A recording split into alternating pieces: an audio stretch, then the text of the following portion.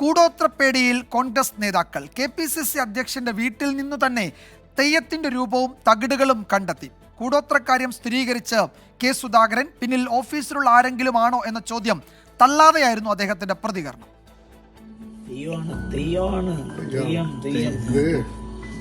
ഈ ഒരു സാധനം മാത്രമല്ല,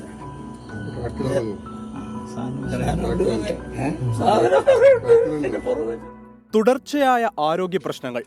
അങ്ങനെയെങ്കിൽ ഒന്ന് പ്രശ്നം വെച്ച് നോക്കാമെന്ന് KPCC അധ്യക്ഷൻ കെ സുധാകരനെ ഉപദേശിച്ചത് കാസർഗോഡ് MP രാജ്മോഹൻ ഉണ്ണിത്താൻ. ഉണ്ണിത്താൻ തന്നെയാണ് ജോത്സ്യനെ കണ്ണൂർ നടാലിൽ കെ സുധാകരന്റെ വീട്ടിലെത്തിച്ചതും.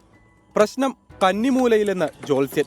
കുഴിച്ചു നോക്കിയപ്പോൾ ദാ കിടക്കുന്നു തെയ്യത്തിന്റെ മാതൃകയിലുള്ള രൂപവും തകിടുകളും.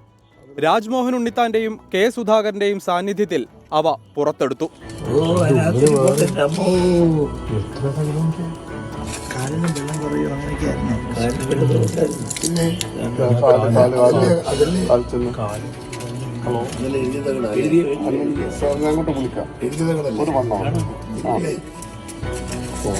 ഒന്നൊന്നുമല്ല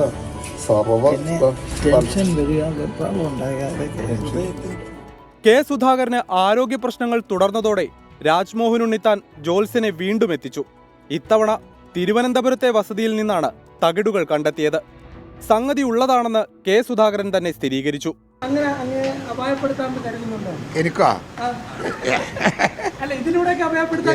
അതൊന്നും കഴിയില്ല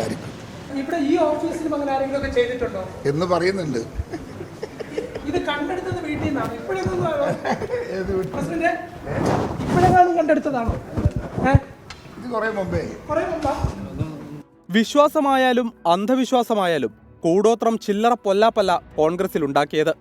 കോൺഗ്രസ് നടപടിയെടുത്ത ബാലകൃഷ്ണൻ പെരിയയുടെ ദുർമന്ത്രവാദ ആരോപണത്തിന് പിന്നാലെയാണ് ദൃശ്യങ്ങൾ പുറത്തുവന്നത്.